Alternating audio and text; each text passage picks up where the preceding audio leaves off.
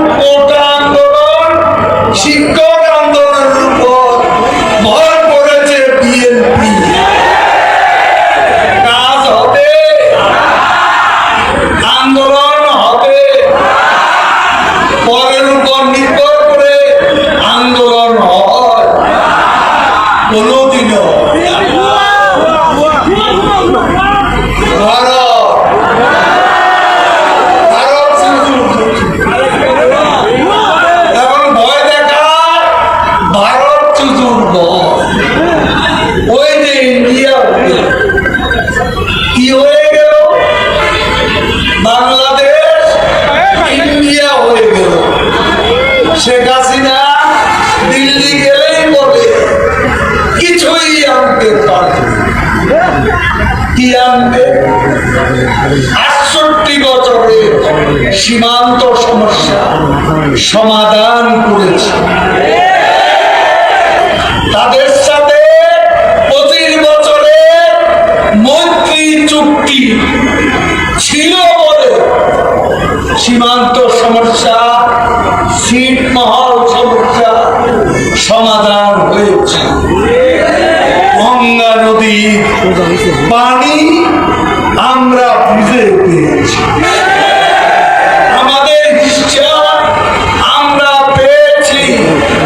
আর Khaleda Zia 3000 piece Jamdani sari দিয়া ভারতে গিয়ে কারণে বাদ দেয় নাই, সমাজে বিতরণ করছে।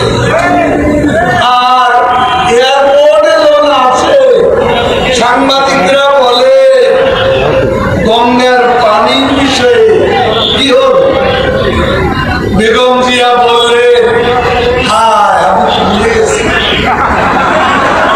গঙ্গার পানির কথা বলতে ভুলে যায়। কোন মুখে এখন বিএনপি নেতারা তিস্তার পানির কথা বলে? গঙ্গার পানির হিস্সা বঙ্গবন্ধুর কন্যা এনেছেন, তিস্তা সহ অভিন্ন নদীর পানি হিস্সা বাংলাদেশের হিস্সা শেখ হাসিনাই আনবে।